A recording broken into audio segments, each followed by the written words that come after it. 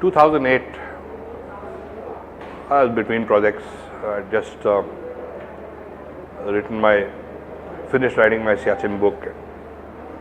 That's the time getting more and more interested in writing also, because otherwise basically I was doing a lot of films. And with the Air Force and all, I'd flown extensively. I've done a lot of flying in fighters and stuff. So one day I was sitting at home and I asked my wife, who's a filmmaker, she's from the Film Institute. We work together, everything we do together. So I said, look, why don't we try, nobody knows a damn thing about the Northeast. So why don't we try and document all the tribes and the people? So she said, you're out of your mind. It's such a massive swath of area that it's not possible. But there's something, when you want to do something, it happens kind of a thing. So out of the blue, I get a call saying that the gentleman who was commanding 3 Corps in Nagaland, he landed up and he said, I want you to do a coffee table book for me. So I refused. I said, sir, I'm not going to do it. He said, why? So I said, what's the point? It'll be about you, your wife, your army commander, his wife. The day you get posted out, we'll go into the rubbish. So he said, but I'm here now, so let's talk about it. So I said, if you want to do a book, let's do a book on the people in the region. Because 3 Corps, which was his corps, looked after Manipur, Mizoram, parts of Arunachal, Nagaland, Tripura and South Assam. So he got very excited and he said, but how do I pay for it? Because if it doesn't involve the army, how do we fund it? I said, don't pay for it. You just allow me to do it, because I was thinking of this larger project. Now when we made it, it came out very well, and then the army commander was General V.K. Singh. He landed up there. He's from the same battalion as my dad, so I didn't know him at all. So when he was going through this dummy, I just made a comment to him. I said, sir, this book needs to be seen by everybody, because it's not just to be kept for joint secretaries and generals and stuff like that. So he said, yeah. So that's where we got talking. Let's expand it even further. Let's make something called the Northeast Trilogy, etc. It was very difficult because the kind of support we needed was massive. But then Assam Rifles asked me to do their books. That gave me an opportunity. So while I was shooting for Assam Rifles, I was also shooting a lot about looking at tribes, looking at this, doing a lot of study about the anthropology of the various networks. There are 400 tribes in that area. So it all started to fall together. And then in 2011, General VK had moved from Eastern Army Command as the chief. And it was decided that we'll do a first print run for the army so that the officers realize the kind of people they're dealing with. And on January 15th, the army has their army day, and there's an at-home in the evening at the chief's house. That was shifted to Manekshaw Center for the first time since independence. We made 100 blow-ups. We had the entire cabinet there. Sonia Gandhi, Manmohan Singh, Pratibha Patil, everyone. And my wife and I, we briefed them that this is what we want to do, because we told Prime Minister Manmohan Singh that we now want the PMO to support this so that we can come up with different language versions of this. In Tamil Nadu, let's do it in Tamil. In Gujarat, let's do it in Gujarati. In Punjab, let's do it in Gurmukhi, because it will also add to the overall quality of education. And he looked at me and he said, you guys will change the face of this country. But UPA government had a strange way of working, nothing happened, and then finally the book was released in January 2012, 1 year later. But it was extremely successful, because junior officers kept coming back to me and saying, sir, you actually changed our thinking, you changed our entire perception of the region.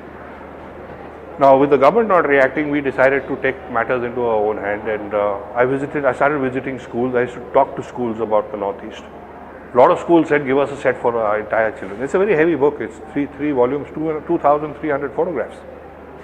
And we followed the National Geographic style of elongated captions, and rather than give them lots of text, we haven't done that. And it's all photographic.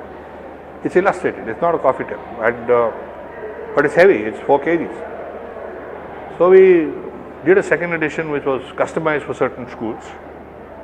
But now we are again talking to the government about, because I think this is absolutely vital. I mean, and we've put together something which everybody acknowledges is something quite unique and almost impossible to do.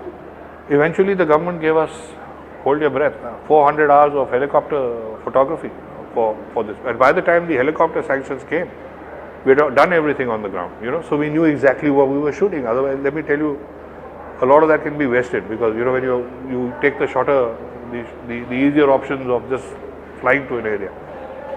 It's been a wonderful journey, and I think we have with us a lot of material over the last 3 decades now, which we are now trying to channelize into some form where we can contribute in a very positive manner to higher education in India. A lot. It took me, as I said, I started shooting this in 2008 and I finished in 2011. So 2008, 9, 10, 11, 4 years. I've got it all documented because we did 105 trips to the Northeast. Each one averaged 5 days. So that's 500 days of shooting. And I had a very simple technique. I will go into certain areas which are very, very remote. You can't go in without the army. I had my QRTs with me. So I used to tell my chaps, if we come close to a village, I say, okay, you guys just hang around here. You follow me after a while, come after half an hour, but we just drive in on our own. Now, Northeast is, the people are wonderful. I mean, people in India are wonderful. You go to the south, you go to the west, you allow yourself to interact. And the whole dynamics change, I mean, if you're there as a tourist, you're just looking at them, taking photographs, it's a bloody joke. But this way, and the thing in the Northeast is, the moment you come into their hut, they will always offer you something to eat. As a test, because the hill people, they always, primarily the diet is pork and rice. And whenever they offer somebody coming from the plains food, that chap's going to look very suspicious. I'm a vegetarian, I'm not going to eat this, I'm not going to do that. That creates its own balance. But if you sit down with them and you eat with them once and you see how they open up to you. I think today I'm in a very happy position that if I go back to the Northeast, I never have to stay in a hotel. I can walk into any village. There are tribes which have got their status changed because of the Northeast Trilogy, which I think is a wonderful thing, So we did spend a lot of time with the people. Also, having worked as a journalist earlier, I think one learns, how to sniff around a bit and look at the relevant stuff. But then what is relevant and what is not relevant? Everything is relevant. And the best part used to be I'd always, digital photography made life a lot easier. I'd photograph these girls and tell them, I'm doing this book on pretty women of India. And they'd go, hee, and oh sir. And after that, it was like, I never used the original pictures, but the subsequent ones were absolutely free and wonderful. So, yeah, fantastic experience. Fantastic. See, the best way to describe the Northeast Trilogy is that it's actually a window into the Northeast. I'm not saying that we are anthropologists beyond a point. I did based a lot of my own research on what the British writers had done. People like there are a whole lot of them. And unfortunately, Indian writers. It's not that Indians haven't been doing it.